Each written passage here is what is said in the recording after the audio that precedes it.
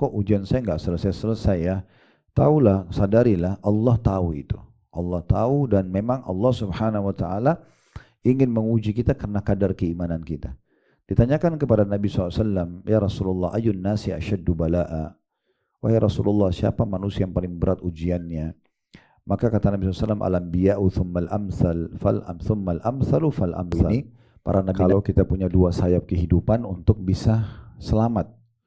Ya, ibaratkan sayap kehidupan itu seperti pesawat punya dua sayap. Pesawat itu tidak akan bisa terbang dengan satu sayap saja gitu ya. Maka dua sayap ini adalah sisi satunya syukur kalau nikmat ada, sehingga kita selalu saja ditambah nikmat tersebut sama Allah, karena Allah kekalkan dalam firman-Nya, la in syakartum la azidannakum. Kalau kalian bersyukur saya pasti akan tambah. Sayap yang sebelahnya adalah bersabar kalau ada ujian, karena tidak ada orang yang melalui muka bumi ini kehidupan, walaupun itu seorang nabi yang semuanya nikmat, pasti ada ujiannya. Dan tidak ada juga orang yang melalui hidupnya semuanya ujian, tidak ada nikmatnya. Oleh karena itu kita butuh pada saat nikmat ada bersyukur, ujian ada kita sedang bersabar. Dan sudah kita coba sebutkan tentunya dalil-dalil sabar, contoh-contoh figur penyabar, panjang lebar di buku kita ini, dan kita juga sudah menjelaskan sebab-sebab yang dapat membantu untuk tetap sabar atau teguh dalam bersabar. Yang pertama takwa kepada Allah Subhanahu wa taala, yaitu bagaimana kita tunduk dan patuh kepada Allah. Makin besar ujian, maka makin dekatkan diri kepada Allah. Bukan justru kita makin melakukan pelanggaran-pelanggaran. Jadi rasionalnya Bapak Ibu sekalian, kalau kita sedang kerja di kantor dan kita punya pelanggaran, apa yang harus kita lakukan supaya kita dimaafkan oleh pemilik perusahaan? Apa yang harus kita lakukan supaya kita tetap bisa bertahan bekerja di situ? Kita cuma punya dua opsi. Opsi yang pertama, kita memperbaiki kesalahan, kita tingkatkan kualitas kita. Ya, ini kemungkinan besar berhasil. Atau kita ugal-ugalan, makin jadi. Makin mengganggu teman, makin tidak prestasi. Nah ini kurang lebih gambarannya. Kalau pegawai itu justru menunjukkan prestasinya, keseriusan dalam memohon maaf kepada pemilik perusahaan, saya yakin dia akan bisa diterima, bisa melanjutkan pekerjaannya di perusahaan tersebut. Tapi kalau dia ugal-ugalan, minimal sama dengan kesalahan yang lalu, apalagi lebih buruk kalau dia melakukan pelanggaran-pelanggaran tambahan, maka ini pasti akan di PHK. Nah ini rasionalnya. Jadi orang kalau sedang berbuat dosa, harusnya bukan ke diskotik, bukan ke bar, bukan malah ke tempat-tempat haram. Harusnya ke masjid. Harusnya sujud kepada Allah Subhanahu wa taala, salat taubat, memperbaiki semua kesalahan-kesalahannya supaya Allah memaafkan. Karena kalau tidak pasti akan lebih jauh lagi dari rahmat Allah Subhanahu wa taala. Berapa banyak orang yang akhirnya pergi ke tempat haram, akhirnya mereka menutup hidupnya, su'ul khatimah. Mereka dalam kondisi mabuk, narkotika, atau berzina, wa na'udzubillah, dan segala macam pelanggaran karena dia salah langkah. Oleh karena itu kita harus tepat sasaran. Itu kurang lebih makna takwa. Jadi patuh kepada Allah. Ya. Sekarang kita akan masuk kepada kalimat istirja. Nah istirja ini mengucapkan kalimat inna lillahi wa inna ilaihi raji'un. Itu kita rutinkan. Kita jadikan sebagai sebuah pola dalam hidup kita. Dari musibah yang paling kecil sampai musibah yang besar. Nah di Indonesia kan biasa kita nanti kalau musibah kematian baru innalillahi wa inna ilaihi raji'un. Padahal sebenarnya ajarannya dalam syariat Islam yang akan kita jelaskan pada pertemuan kita sekarang diucapkan dari hal yang kecil yang kita tidak suka sampai hal yang besar. Ya, misalnya kita jalan ke Saleo, jalan ke sentuh batu kakinya, mau keluar cuaca tadi terang tiba-tiba jadi mendung, hujan deras. Misal kita mengatakan innalillahi wa inna raji'un. Itu kita ucapkan, ini kalimat istirja namanya. Ini ibadah sendiri. Kita mau keluar, ternyata baju kita masih basah, baju kita disetrika nggak sengaja hangus misalnya ya, rusak. Semua kita katakan innalillahi wa inna ilaihi raji'un. Pengen makan, makanannya belum siap, atau kita mau makan satu tempat ada restoran misalnya tapi ternyata sudah tutup. Nah, semua kita bisa baca innalillahi wa inna ilaihi raji'un. Jadi dari mulai hal yang kecil sampai hal besar ini harus jadi pola. Kenapa Ustadz katakan begitu? Karena memang Allah sebutkan dalam Al-Quran. Itulah yang diangkat dalil pertama oleh penulis ini. Diangkat sebuah ayat, dua ayat, ya, atau tepatnya 3 ayat sebenarnya ya, dari Al-Baqarah 155 sampai Al-Baqarah 157, dan juga sebuah hadis Nabi SAW.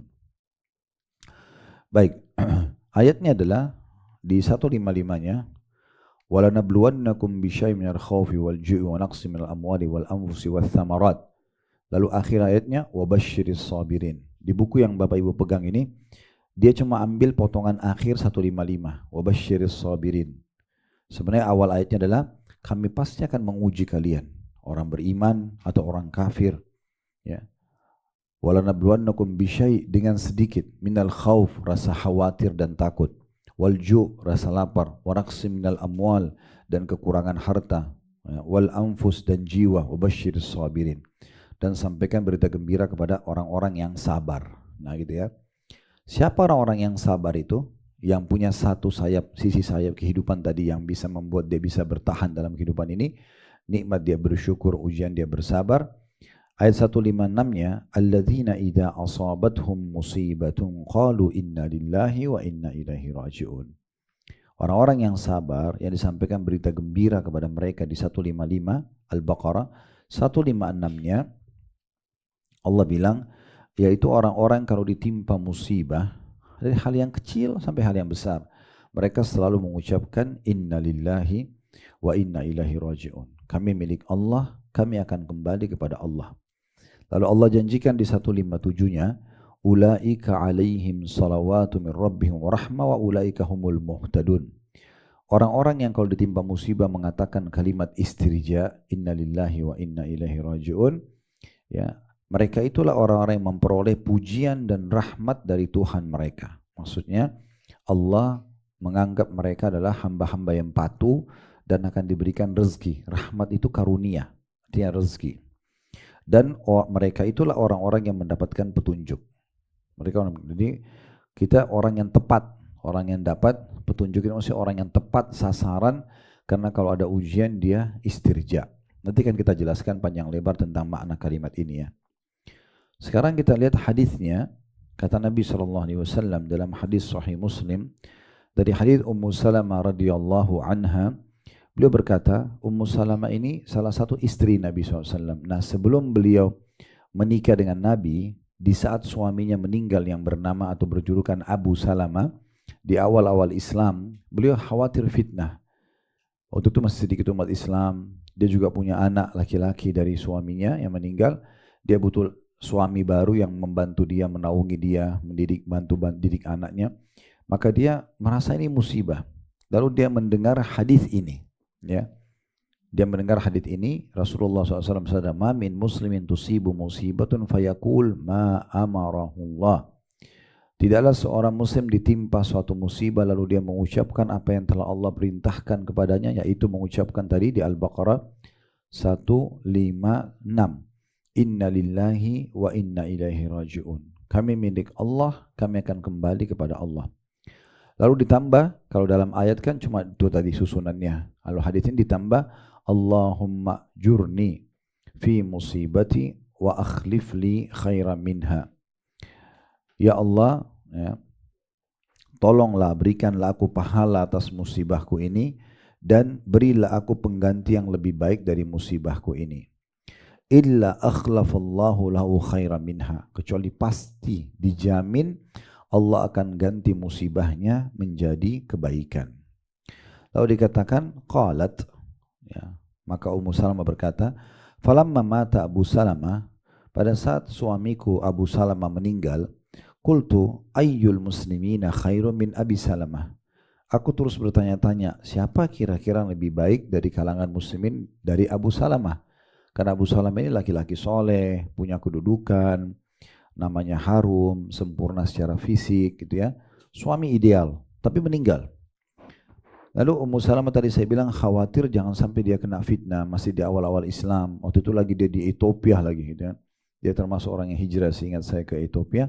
Maka dia berharap digantikan suami yang lebih baik. Maka dia bilang, waktu saya amalkan doa ini, inna lillahi wa inna ilaihi raji'un, Allahumma ajurni fi musibati wa akhlif li khairan minha. Kami milik Allah, kami akan kembali kepada Allah. Ya Allah, berikanlah aku pahala dalam musibahku ini, gantikanku lebih baik. Karena Nabi jamin pasti Allah akan ganti, ya, untuknya lebih baik. Maka dia mengatakan, siapa kira-kira lebih baik daripada Abu Salamah? Awwalu baitin hajara ila Rasulillahi sallallahu alaihi wasallam. Dan Ummu Salamah mengatakan, ya, Abu Salamah itu adalah termasuk rumah atau rumah Abu Salamah, pemimpin rumah tangga yang pertama hijrah kepada Rasulullah SAW, Abu Salamah. Orang yang betul-betul imannya sangat kuat di awal-awal Islam itu ya. Radhiyallahu anhu. Thumma inni qultuha fa akhlafallahu li Rasulullah sallallahu alaihi wasallam. Lalu saya amalkan doa ini. Tetap saya optimis, saya amalkan dengan harapan memang ada orang yang gantikan Abu Salamah, dan saya buktikan dahsyatnya doa ini. Ternyata akhirnya Allah gantikan untukku Rasulullah sallallahu alaihi wasallam. Maksudnya setelah itu yang lamar beliau adalah Rasulullah sallallahu alaihi wasallam. Tentu Rasulullah jauh lebih baik daripada Abu Salamah, tidak mungkin disamakan gitu ya. Nah, ini kurang lebih gambaran tentang masalah dalil yang diangkat oleh penulis. Sekarang kita lebih dalam, coba bedah ayat ini. Wabashiris sabirin, di akhir Al-Baqarah 155, walanabluwannakum bisyai'in minal khaufi wal ju'i wa naqsin minal amwali wa anfusi wa thamar wabashiris sabirin, kami pasti menguji kalian. Maksudnya kalian suka atau tidak suka, kalian mau atau tidak mau, pasti akan datang ujian itu. Ya. Allah mengatakan sedikit rasa khawatir atau takut, rasa lapar, dan kekurangan harta dan juga jiwa. Seperti apa memahaminya? Rasa takut itu banyak, levelnya banyak. Level paling rendah orang khawatir, misalnya hal-hal yang tidak besar. Khawatir dia lapar karena telat masak, tapi makanan ada sebenarnya. Khawatir dia kedinginan, kena telat pakai baju, padahal bajunya ada. Sebenarnya itu sederhana sekali, masih bisa kita tanganin gitu ya. Dari hal yang kecil atau rasa khawatir ada, sampai hal yang besar. Ya. Hal yang besar misalnya sudah sampai pada level kita kekhawatirannya itu, kekhawatiran jiwa kita akan hilang, ya, karena ada badai dan yang lainnya, betul bencana alam, semua ini masuk dalamnya. Gitu kan. Kemudian juga rasa lapar. Siapa di antara kita tiap hari nggak pernah rasakan rasa lapar? Pasti ada. Gitu kan. Walaupun misalnya dia dapat solusinya, dia bisa makan, tapi lapar itu pasti muncul. Nggak ada orang dalam sehari nggak lapar. Pasti lapar, gitu kan. Lapar ini Allah sebutkan sebagai bentuk ujian. Kalau dia bisa menerima sebagai ujian dari Allah, ada pahalanya sendiri. Kemudian kekurangan harta, banyak rinciannya. Kekurangan harta bisa saja misalnya dia investasi tapi rugi, dia utangkan orang belum dibayar. Nah, itu semua masuk dalam ujian di harta. Makanya kata Ali radhiyallahu anhu, siapa yang Allah berikan harta, dia harus memperbaiki silaturahimnya, ya. Jadi Bapak Ibu kalau lebih rezeki, maka jangan lupa orang tua kita, jangan lupa sepupu, saudara, paman, tante, kerabat. Harus kita perbaikin dulu hubungan baik sama mereka. Dahulukan mereka dengan bantu mereka, memberi mereka hadiah, penuhi kebutuhannya. Kemudian juga para fakir miskin, para mujahidin, ya, ibnu sabil, orang terputus jalan, ya, dan orang-orang yang membutuhkannya. Serta kata Ali, dia juga memperindah jamuan untuk tamunya. Kalau dulu misalnya kita masih belum punya, kita cuma bisa teh sama kue kering misalnya. Sekarang kita sudah diberikan kelebihan, kita berikan main course, makanan berat misalnya kepada tamu-tamu gitu kan. Mungkin tamu pulang ditambah lagi karena ada rezeki, kita kasih hadiah apa, bungkusin makanan kah, kasih pakaian kah. Semua itu bagian daripada hal yang harus dilakukan kalau harta ada. Kemudian kata Ali, dan dia harus bersabar dengan ujian hartanya. Semua orang umum, orang utang, ada yang tidak bayar, ada yang bayar. Semua orang umum, investasi apapun ada naik turunnya, bahkan ada ruginya. Siapa yang untung terus? Kan nggak ada. Ujiannya ada, gitu ya. Maka dia bersabar di sini. Dia bersabar, Allah mengatakan sampaikan berita gembira. Kata Ali, kalau dia lakukan itu, dia perbaiki hubungan silaturahimnya, dia bantu fakir miskin, mujahidin, orang terputus jalan, kemudian dia juga memperindah jamuan buat tamunya. Kemudian dia bersabar atas ujian hartanya, maka dengan itu dia akan meraih kebahagiaan dunia akhirat. Jadi jangan pernah berpikir tidak ada ujian di harta, tidak ada ujian di jiwa, itu akan ada. Nah, resep terbaiknya adalah sabar. Itu yang sedang kita bahas gitu ya.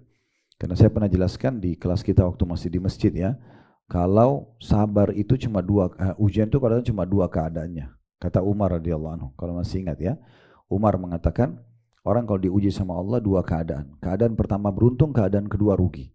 Yang beruntung siapa? Dia diuji, dia sabar, dia terima itu. Misal contoh dia bangun tidur, flu, demam. Dia udah diterima dulu, oh Allah lagi uji saya.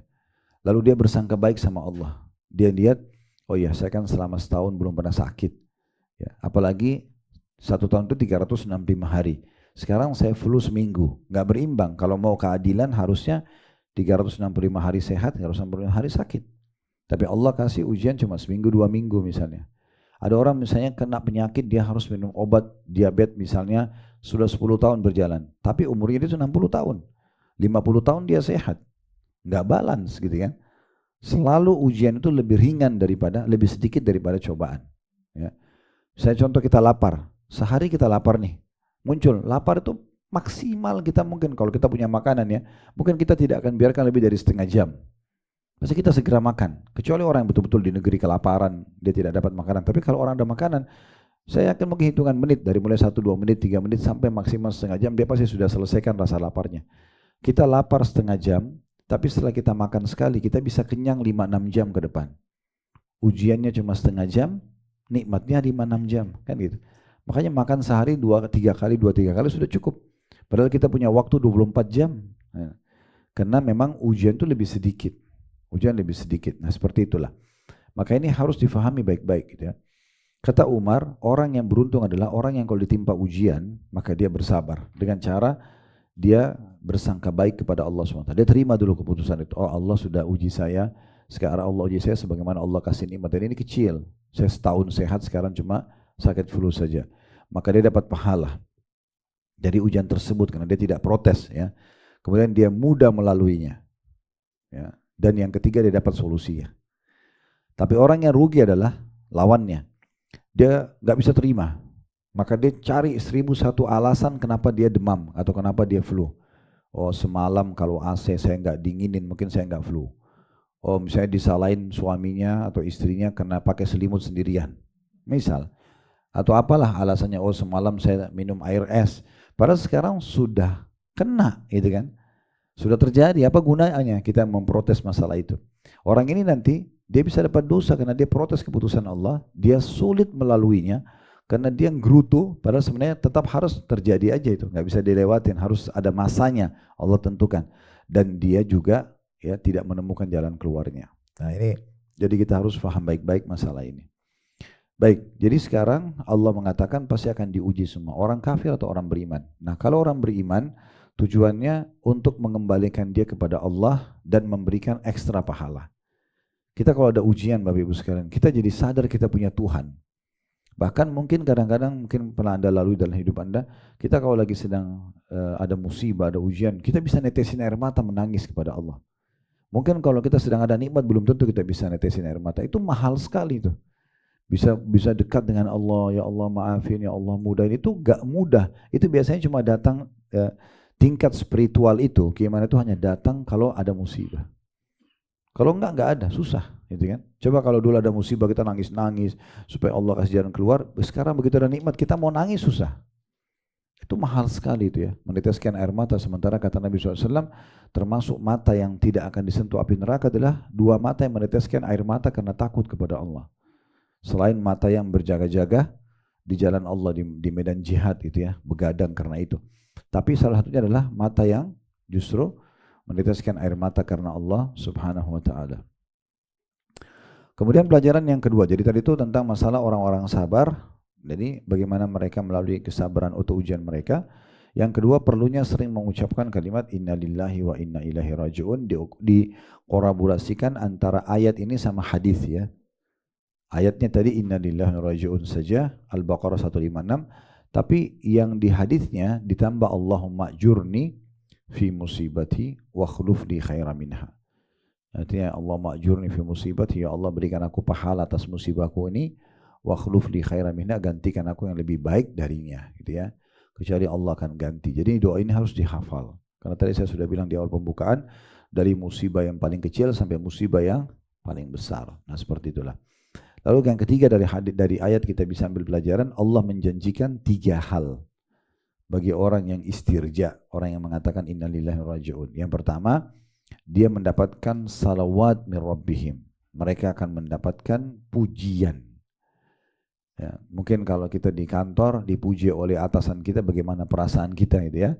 Dipuji-puji di depan pegawai yang lain. Oh ini lihat nih si orang ini prestasi, disebut nama kita atau dipajang fotonya, ditulis prestasi. Orang punya kebanggaan sendiri.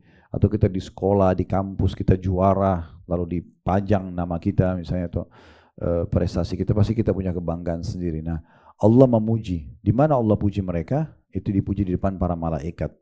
Di depan para malaikat dan juga nanti di hari kiamat diberikan balasan maksimal. Itu janji pertama, salawat. Yang kedua, rahmah. Rahmah itu adalah karunia, rezeki. Allah janji akan memberikan rezeki bagi orang yang mengucapkan istirja pada saat musibah ada. Yang ketiga, dipastikan mereka mendapatkan petunjuk. Mereka mendapatkan petunjuk. Nah, ini kurang lebih gambaran yang disebutkan oleh penulis tentunya. Nah, seperti biasa, kita akan tambahkan Bapak Ibu sekalian dengan penjelasan atau syarahnya. Ya. Tentu yang pertama yang kita perlu garis bawahi adalah kalimat istirja ini, inna lillahi wa inna ilaihi raji'un, itu hanya dikasih untuk Nabi Muhammad SAW saja. Allah hanya ajarkan untuk satu nabi saja, tidak semua nabi-nabi. Ya. Dan berarti hanya kita umat Muhammad SAW yang punya rahasia doa ini. Karena tadi dijamin, kalau orang bilang setiap ada musibah, dari yang kecil sampai yang besar, kesentuh kaki batu saja, keseleo, mau keluar rumah tapi mendung, baju mau dipakai nggak jadi, mau makan masakannya telat dan seterusnya, sampai hal yang besar, ya, kehilangan jiwa orang yang kita cintai meninggal, bangkrutnya usaha dan orang utang tidak bayar, mengatakan inna lillahi wa inna ilaihi raji'un, Allahumma ajurni fi musibati wa akhlif li khairan minha. Maka ini hanya dimiliki oleh kita saja. Tidak ada umat lain, tidak ada nabi lain yang tahu ini. Itu dikatakan oleh murid Abdullah bin Abbas radhiyallahu anhu, seorang tabi'in yang bernama Sa'id bin Jubair rahimahullah. Beliau mengatakan, lam tu'ta hadhil kalimatu nabiyyan qabla nabiyyina. Ketahuilah, susunan kata-kata ini belum pernah diajarkan kepada nabi siapapun sebelum nabi kita. Kemudian dikatakan, walau arafah Yaqub lama qala ya asafa ala Yusuf. Sebagai bukti, kalau Nabi Yaqub, Bapak Ibu pernah baca surah Yusuf ya, cerita tentang waktu Nabi Yusuf dibuang oleh saudara-saudaranya di dalam sumur, lalu mereka buat rekayasa cerita, baju Yusuf dibuka, lalu mereka sembelih domba, darahnya domba ditaruh di baju itu. Tapi subhanallah, kecurangan itu selalu ada celah yang tidak disadari manusia, Allah buka. Baju itu mereka rupa sobek.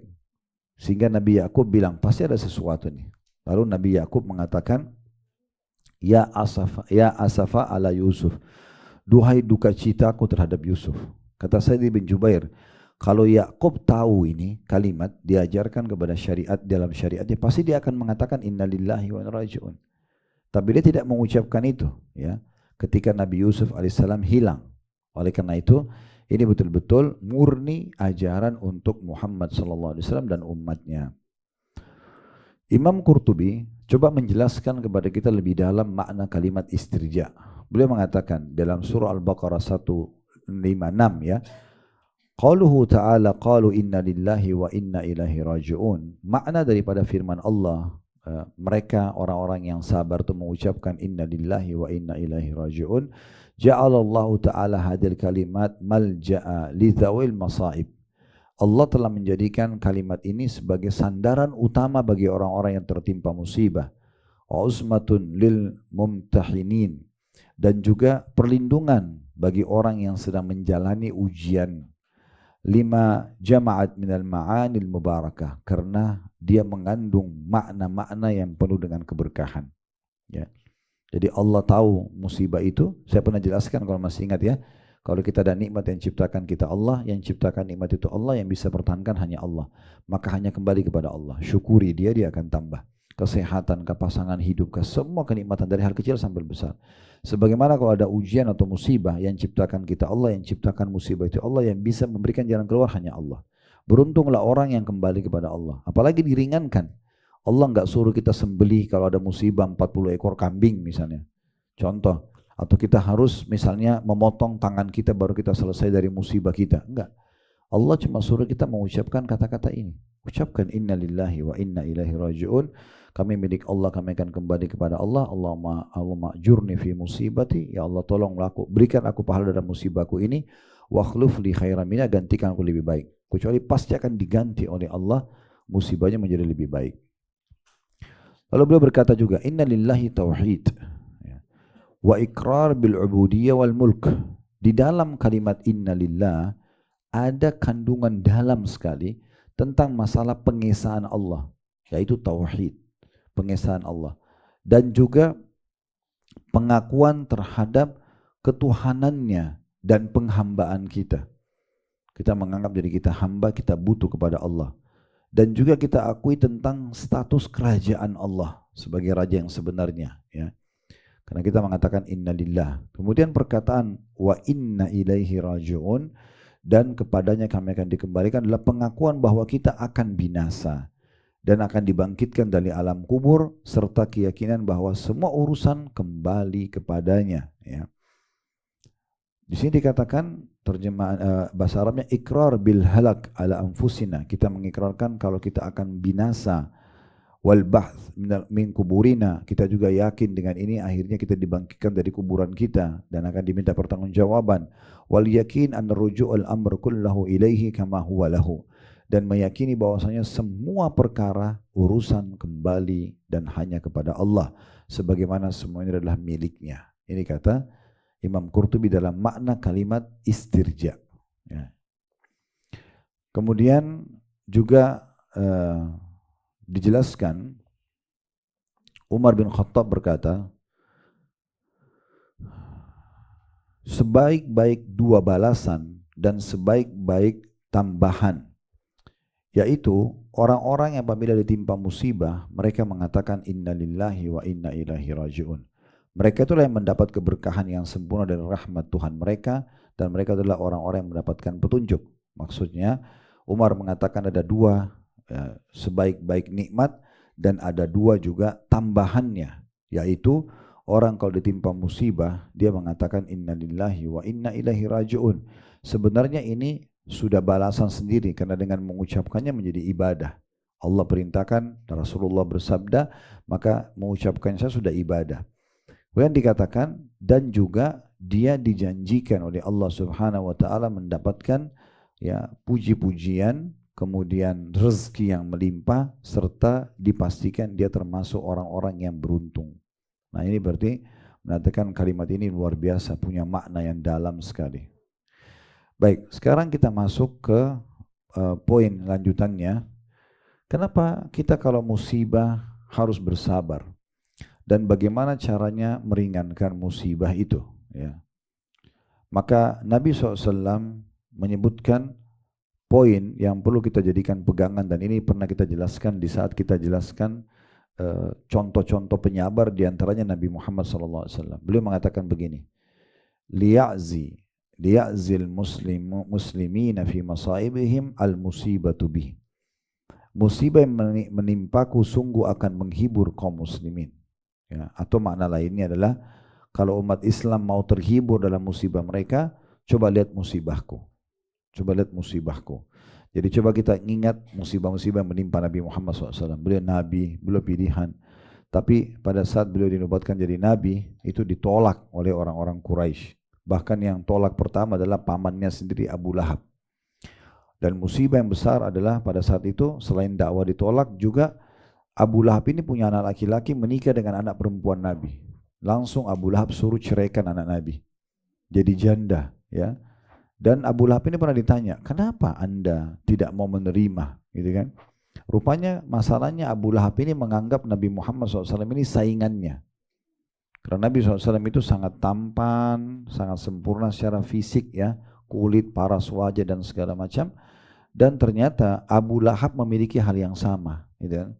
Dia merasa Nabi walaupun ponakannya kayak saingannya dia. Nah, waktu Nabi Muhammad SAW ya diangkat jadi Nabi, dia merasa bahwa dia tidak bisa lagi bersaing. Maka karena itu saja dia tidak mau menerima keimanan. Nah, ini kadang-kadang orang begitu, ya. Dia nggak mau hadir di pengajian hanya karena di sana ada saingannya.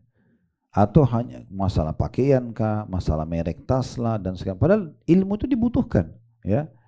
Ilmu agama ini pondasi dasar keimanan. Tanpa ilmu nggak bisa iman ada. Sementara kalau iman ada, seseorang akan berubah. Orang bodoh menjadi pintar, orang malas jadi perajin, orang pelit jadi dermawan, itu karena keimanan. Nah, yang bisa datangkan iman itu hanya ilmu, nggak bisa. Nggak ada yang lain, gitu kan. Dan ilmu itu didatangi dan bukan ilmu mendatangi kita. Jadi kayak Bapak Ibu longin waktu dengerin ceramah begini, datang, itu memang harus begitu ilmu. Nggak bisa kita menghayal, duduk lalu dapat ilmu tiba-tiba. Gitu kan. Seperti banyak orang-orang jahil yang mengatakan, oh dia datang dapat ilmu sendiri, tiba-tiba. Ya. Kalau nabi-nabi berbeda, memang diilhamkan kepada mereka, diwahyukan. Yaitu pun Nabi Muhammad SAW pun diajarkan oleh Jibril alaihissalam, diajarkan. Ya. Diajarkan Al-Quran, seperti hadis tentang masalah Ramadan. Kalau Nabi SAW adalah, kata Jabir radhiyallahu anhu, orang yang paling dermawan dan sangat dermawan di saat Ramadan, di mana Jibril datang mengajarkan kepada beliau Al-Quran, dan itu terjadi di setiap malamnya.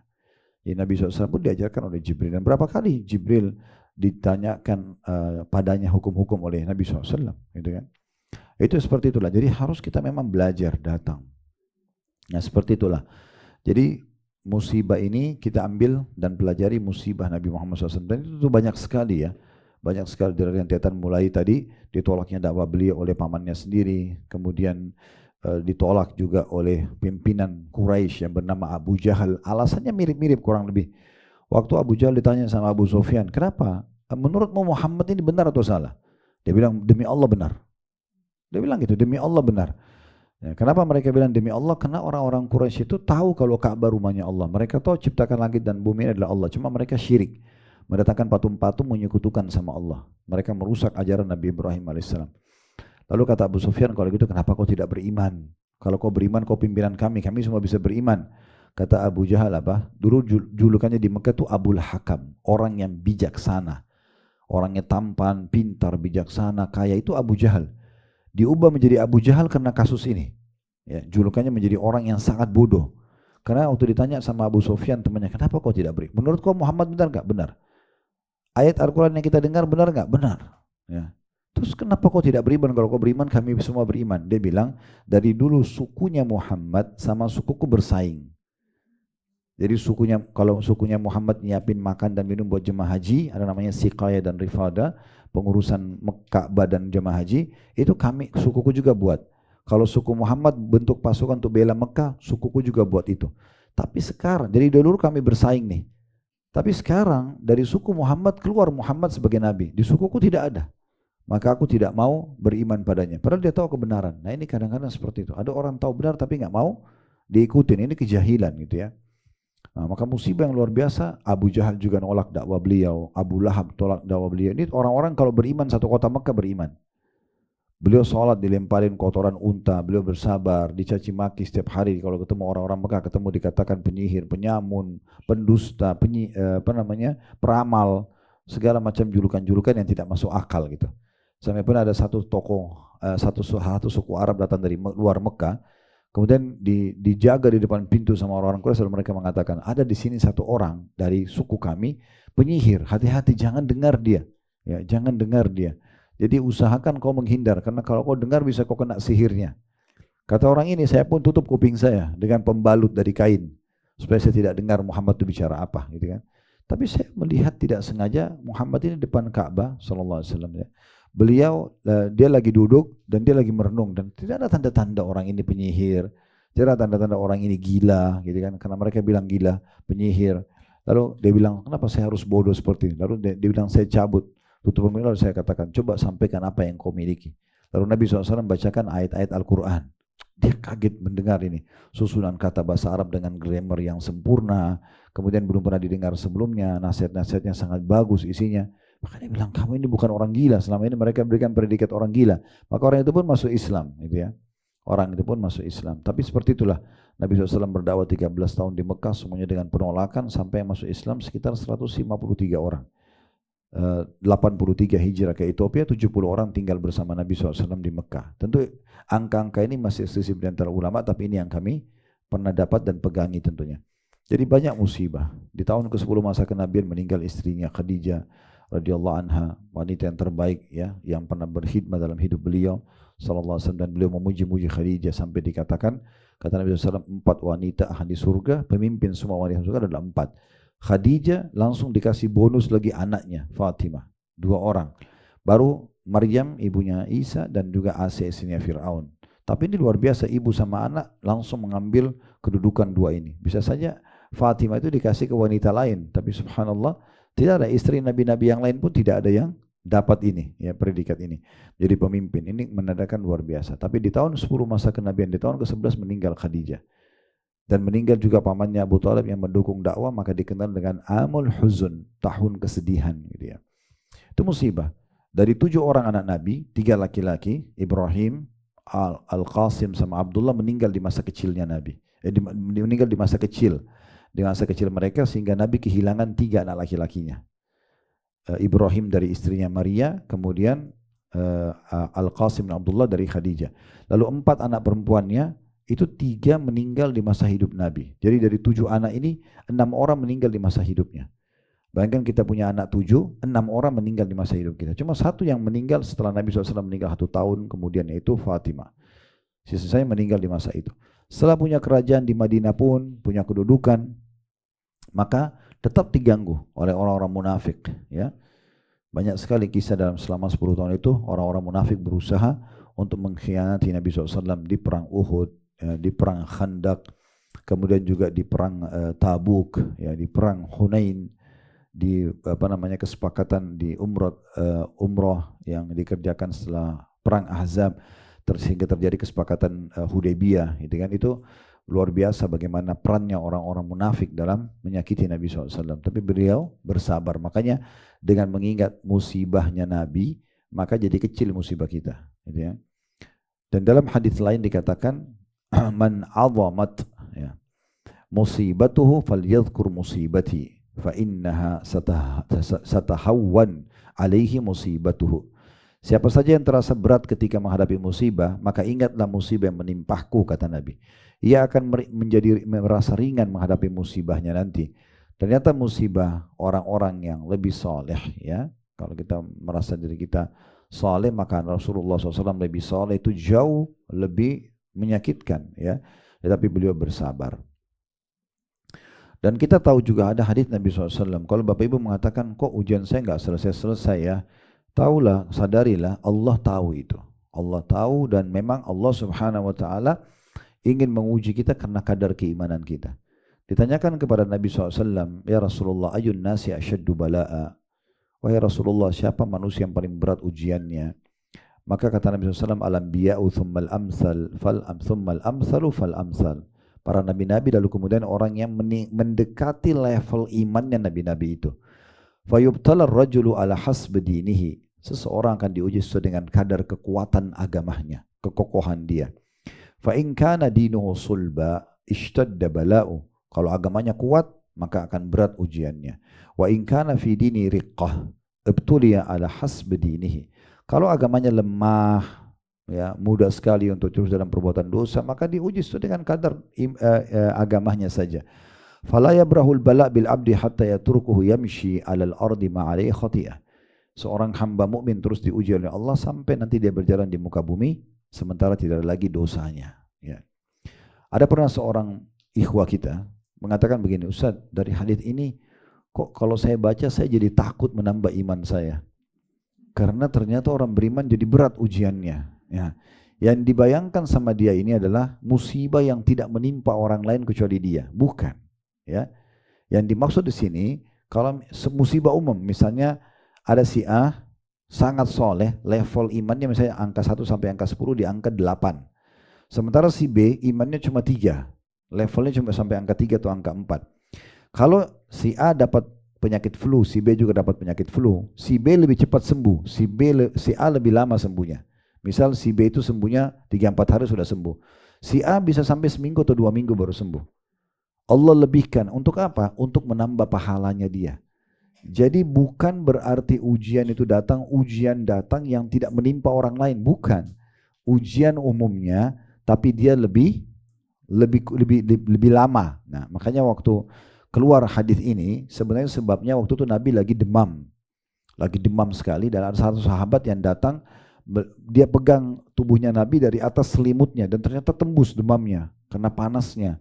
Maka sahabat itu mengatakan, ya Rasulullah, Anda kena wajah ini kayak penyakit demam yang luar biasa gitu, saya belum pernah lihat sebelumnya.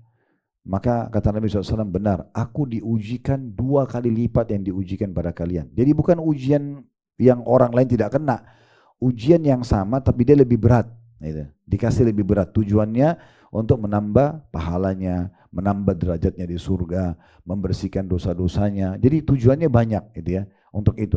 Dan orang kalau kena musibah tadi saya bilang, dia sebenarnya punya peluang besar untuk meneteskan air mata karena Allah, lebih dekat kepada Allah gitu ya.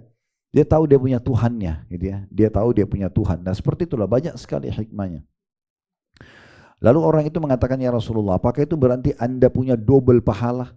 Karena 2 kali lipat demam Anda. Kata Nabi SAW, iya. Sesungguhnya besarnya kadar pahala sesuai dengan besarnya kadar ujian tersebut. Gitu ya. Jadi tidak usah khawatir, oh jangan fahami, selalu itu saya nggak mau tambah iman saya, takut nanti ujian saya berat. Bukan, ujian yang sama menimpa orang, tapi kita lebih lama waktunya saja. Manfaatnya lebih dari 5 atau 6 tadi saya sebutkan. Bisa dicatatkan pahala tambahan, bisa dihilangkan dosa-dosanya, bisa ditambah derajatnya di surga. Karena ada derajat atau fasilitas di surga tidak bisa kita dapat kecuali dari ujian itu. Ya. Jadi kadang-kadang misalnya ada istana di surga nih, Allah mau kita raih itu. Nah, kalau kita sholat saja dan ibadah yang kita kerjakan sekarang, itu membutuhkan 100 tahun. Tapi umur kita cuma 60. Tapi Allah mau kita sampai sana, bagaimana Allah uji dia dengan penyakit.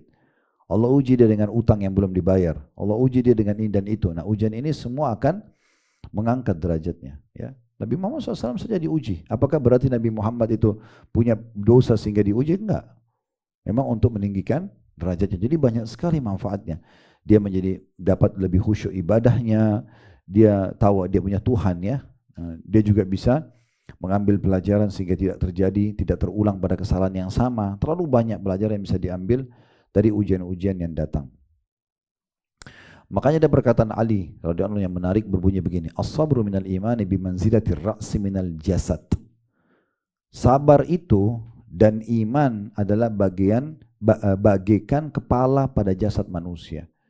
Jadi kalau jasad manusia itu kan yang paling fatal kepalanya.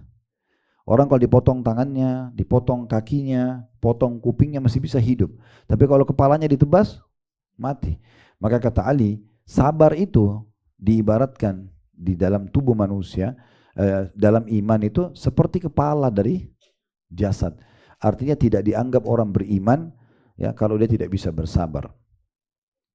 Beliau mengatakan wala imana liman la sabralah, dan tidak akan dihitung seseorang itu beriman selama dia tidak memiliki kesabaran. Sementara juga ada hadis Nabi SAW yang bisa menghibur kita. Sebenarnya bukan hadis ini mauquf ya, sampai ke sahabat yang bernama Hudzaifah bin Yaman radhiyallahu anhu. Beliau mengatakan innallaha lam yakhluqu syai'an qattun illa saghiran thumma yakbur illa al-musibah fa innahu khalaqaha kabiratan thumma tasghur. Sesungguhnya Allah tidaklah menciptakan sesuatu melainkan dari kecil hingga menjadi besar. Semua apapun Allah selalu ciptakan, kayak manusia dari kecil nanti pelan-pelan besar, anak-anak dari bayi, anak-anak, remaja, tua gitu. Hewan juga begitu, tumbuhan juga begitu. Gak ada yang langsung besar gitu ya. Semua Allah ciptakan tuh mulai dari kecil baru membesar, kecuali musibah. Musibah itu Allah ciptakan awalnya besar lalu mengecil. Satu-satunya yang Allah ciptakan, makhluknya Allah yang diciptakan besar dulu nanti mengecil itu cuma musibah. Maksudnya apa? Ibu dan bapak cuma butuh sabar di hari-hari pertama. Selebihnya akan adaptasi kok. Karena makin lama makin mengecil dia. Ini ciptaan Allah satu-satunya, diciptakan besar, orang kaget waktu kena gitu kan. Tapi lama-lama jadi kecil. Nah seperti itu. Juga disebutkan ya bahwasanya masih dari statement Hudzaifah radhiyallahu anhu, Allah itu menciptakan segala sesuatunya. Misalnya dalam penciptaan manusia melalui tahapan dari kecil hingga beranjak dewasa. Semacam ya, itulah kurang lebih posisi kecil menjadi besar.